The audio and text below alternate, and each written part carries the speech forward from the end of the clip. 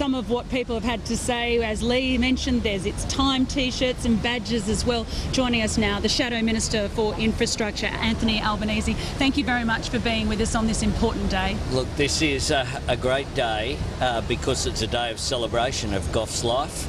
And it really is one, as to coin a phrase from Paul Keating, it's a day for the true believers. And Mr Albanese, reflecting on the Whitlam years, where were you on November the 11th and what happened? I was at high school at St Mary's Cathedral, just up the road here.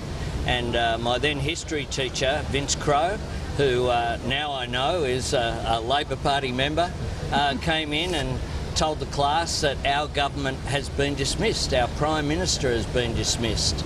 And people were shocked, and I remember getting home late from school and getting into trouble a bit from my mother, who was concerned because there was a lot of activity here in the city. Of course, you had near riots in terms of around the stock exchange and around the city, and we as pretty young students were engaged with this. There was a feeling of people weren't sure what would happen next because it was unprecedented for an elected government to be dismissed in that way.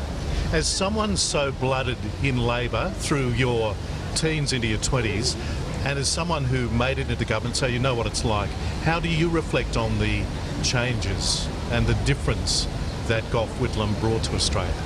Look, I think Australian modern history can be defined as pre-Whitlam and post-Whitlam. He was that significant. For better and for worse. And the thing about Gough, I think it is by and large, history has judged the Whitlam government well. If you look at what he did, he envisaged a bigger Australia, an Australia that was outward looking, that was engaged with the region and the world, an Australia that could be better. And if you look at his reforms such as Medicare, or Medibank as it was then, of which he had to go to a double dissolution election in 1974 on, now it is entrenched that public health care should be available to everyone. That is a Whitlam legacy. Education, opening up access to education and opportunity is there. The recognition of China. Where would we be today? Not an Australian minister of any political background goes to China without a Chinese government official saying thank you for being first to recognise the People's Republic of China, an engagement that's so important for us. The welfare reforms that were so important. I grew up in a single-parent household. He made a difference to my life, literally. And I think so many people reflect on that. The first Australians, he made a difference, that pouring of the red dirt through Vincent Lingiari's hand. A remarkable moment that signalled really the beginning of that path to reconciliation.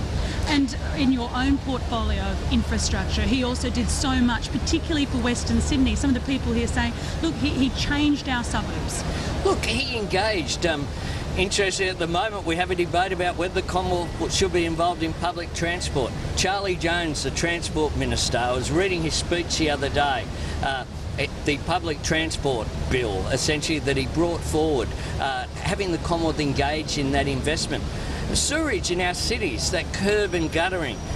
Whitlam was very proud in his last interview conducted by John Faulkner, very proud of what he did in local government infrastructure. He knew, coming from Western Sydney, that it had been disregarded for too long, and he brought the power of the Commonwealth to change people's lives in that direct way, with sporting facilities, with Westmead Hospital. There is so much that is a part of the Whitlam legacy. In some ways it's unfair to compare politics today, 40 years on or so, with the Whitlam era, but as you reflect back on what he did, how much he did and how he did it, how do you think he was able to do so much? I think the fact that they'd been in opposition for 23 years meant that there'd been a very clear plan when they came to government in 1972.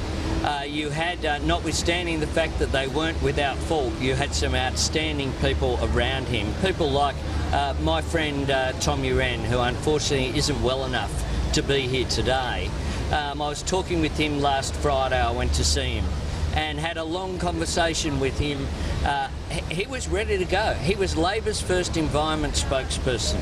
He, in terms of the creation of the Department of Urban and Regional Development, remarkable transformation. The engagement in housing, the engagement with the ACT and with the territories, just made such an enormous difference.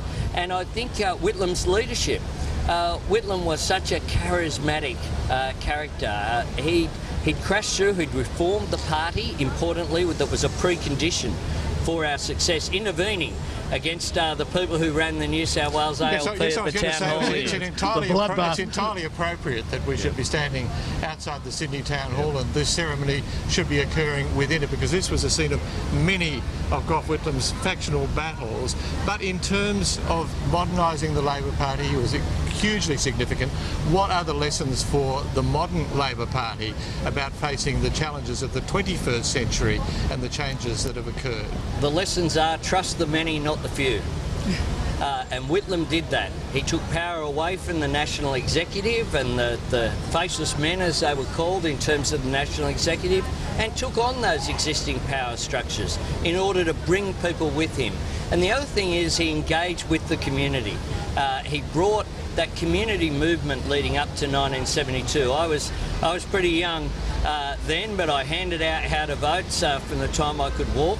And in terms of the celebration that occurred, there was that sense of momentum and modernisation that people felt in 1972. And he was able to, as I said, not just make a difference to people's lives in terms of literally whether they had sewerage and basic services, whether their pensions were increased, but also that bigger picture in terms of the arts and culture.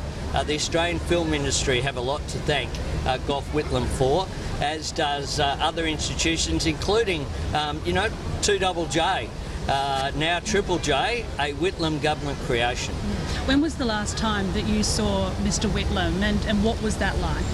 Look, I saw Gough last year. He hadn't been well in recent times, of course, but Gough was still, he kept going up into his office up until he was simply unable to. He was always willing to offer advice, was Gough, and he certainly did that to myself. And as a young person coming through the party, the value that we got of being a part of that history, of being able to listen to Gough. And you tended to listen rather than talk to Gough.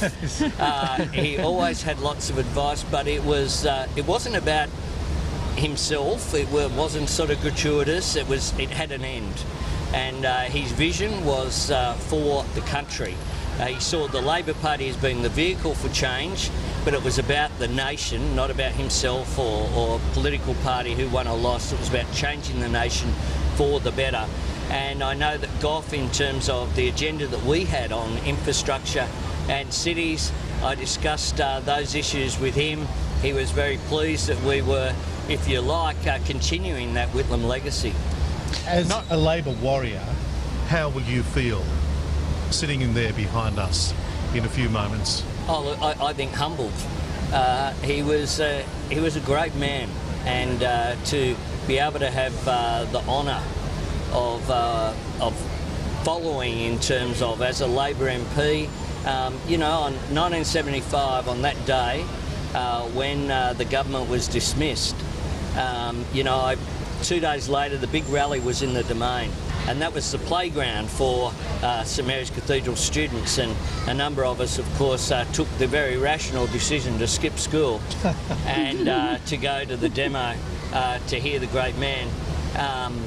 No one got into trouble, of course. No. But if I could have, looking back, said I was going to be a Labor Member of Parliament, where I grew up, there was a great many fields that you could go into. One of them wasn't an expectation to be a Member of Parliament. And, Whitlam did that. Whitlam gave opportunity. He gave people like me who went to university, first person in my family to finish school, let alone go to university. And I just think to be to have known Gough and to be able to have had discussions with him is such an enormous privilege and honour. Anthony Albanese, thank you very much for being with us on Sky News today in our special coverage of this State Memorial Service, and well, no doubt it's going to be a very special couple of hours as you reflect on your relationship with him. Thank you for being with us. Thank you.